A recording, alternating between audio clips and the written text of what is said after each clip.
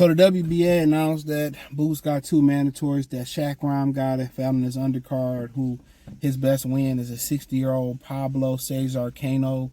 And then also the Rollie, Romero, and Ryan Garcia winner. So, like I said, man, sanctionable bodies just getting away. I'm ready for them to go away. Each promotional belt should have, or network should have its own belt, and we could be done with it. Because these sanctioned belt bodies really serve no serve no purpose. They really don't. They really don't serve any type of purpose. So, yeah, they don't serve any type of purpose, man. And you know, that's my issue with it. They get in the way of guys being undisputed. It's never a guy that you want to see. It's Shakhram. Nobody cares about Shakhram. Why does Boots have to fight Shakhram 120 days after April 12th? He should be going to a Brian Norman fight. You know, not nearly enough pressure is being put on Mario Barrios. His next 2 fights would be Norman and Barrios. To be honest, like, nobody wants to see Shakhram. Shakhram's best win is Pablo Cesar Cano, bro. Not even prime Cano. You know, and then you throw in Ryan Garcia and Rollie Romero, who ain't done nothing at welterweight. I mean, come on, man. Rollie should be 3-3 in his last 6 fights. He 4-2 in his last 6 fights. 2 fights ago, he knocked out by Isaac Cruz. Why is he fighting for a belt that they eliminated the regular belt and they bought the regular belt back?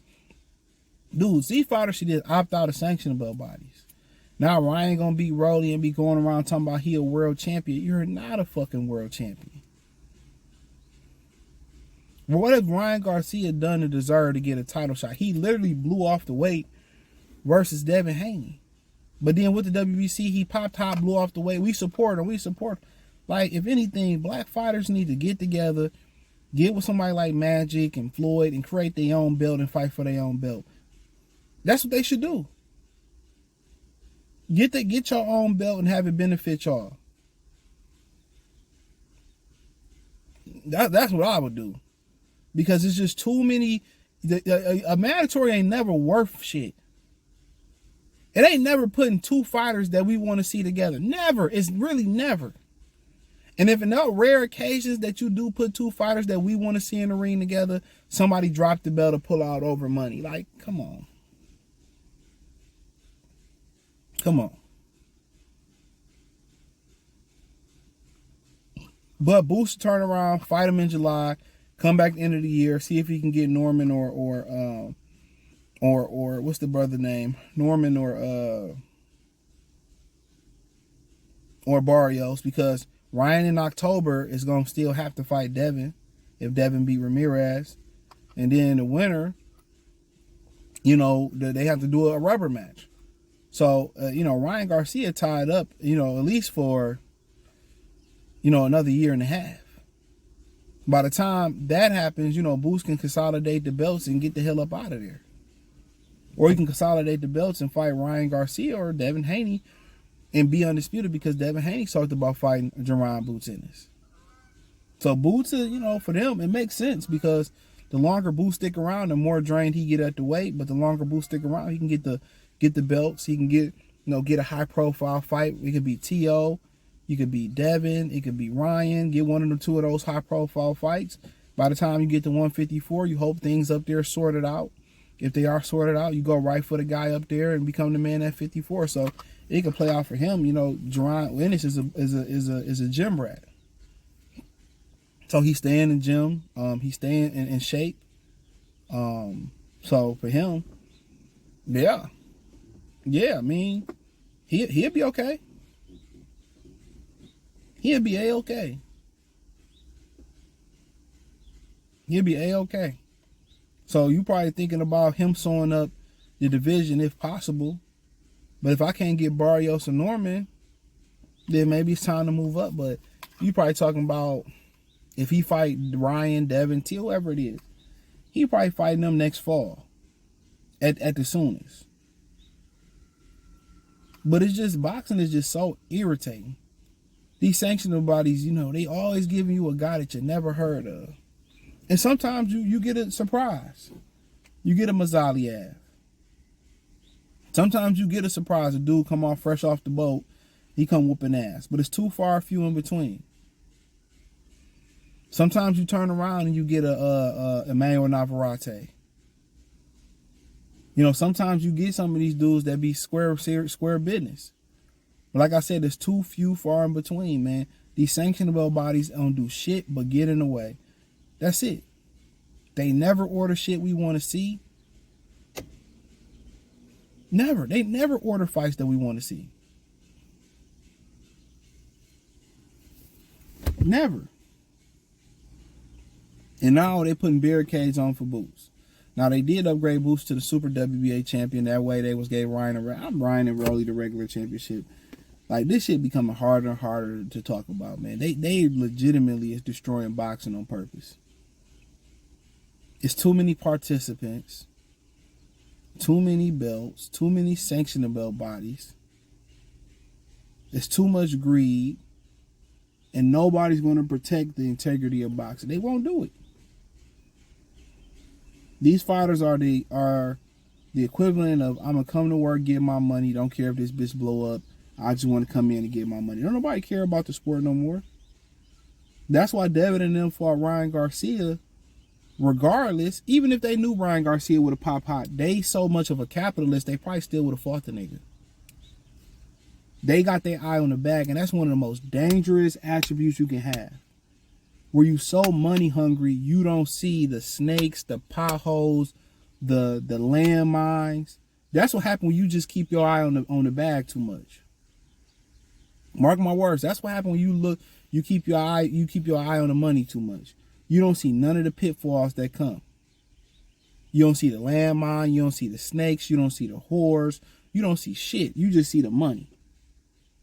And when the money is your total, is for your total existence, you become piss poor morally. You become unfulfilled. None of the things you can buy make you happy no more, because you can't buy respect. You can't buy happiness. You can't buy loyalty. You can't buy trustworthiness. You can't buy none of it.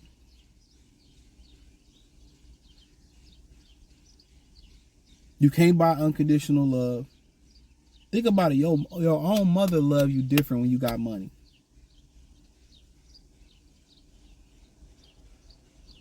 When you got paper, and you know, all of a sudden you got your sisters want to come over and cook you breakfast, but if you didn't have that paper and you got up and you got your hard hat every day, and you worked the 9 to 5 as a dude, sometimes motherfuckers won't call you unless they need something. You can go cut your mother's grass. You can go do all this type of shit. But they love you different. That's the crazy thing about it. When you got money, I think that's what fuck niggas up the most when they get money. Is when you got money, it's the people, especially the women around you, they love you a lot differently. They love you and treat you a lot differently. And that's what fuck niggas up. That's what fuck niggas up, man. The only time a lot of these dudes experience unconditional love is from their kids a lot of the times. Or when they're a kid. They love you different. Men, like the men that's like the real men that see them, like, they don't treat you no different. They don't even ask for shit. That's the crazy thing about it. When you get that paper, it fucks niggas up. I heard Jermaine O'Neal on the Knuckleheads podcast talk. He said, I wish everybody knew what it felt like to have money. And I think people, if I have money, my problems would be fixed. You have more problems than you can think of. That's the crazy thing about it. As a man, when you got money, everybody love and treat you different. But when that money gone, did y'all see the movie Southpaw? When that bread was gone, he had one real friend that fucked with him. His own daughter didn't even fuck with him. She didn't care that he lost his wife. Get your shit together. She had no sorrow for her father. None. No pity for her father. None. She had no pity for that man. Didn't want to speak. Didn't care about nothing he going through. That's the indicative of being a man. Even from a child's perspective, that's how they treat you. Nobody felt bad what he was going through. Nobody took in consideration that he grew up in a group home and he was fucked up too, and he lost his wife. Nobody gave a fuck about that. He had one real friend that continued to help him out. That's it.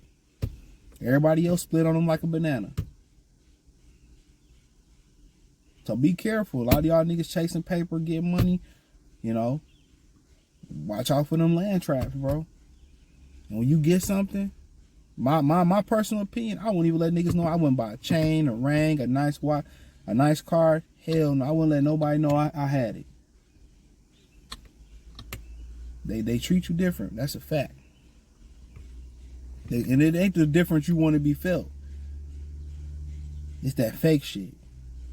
Or they side-eyeing you and shit like that. But that's just a little message I had, man. But thumbs up the video, share the video, subscribe to the channel. The subscribe button is the bell icon button. Hit the link in the description, the link tree. You literally, it's the first link there. You can follow me everywhere from X, Instagram, Spotify, Amazon, Kick, Twitch.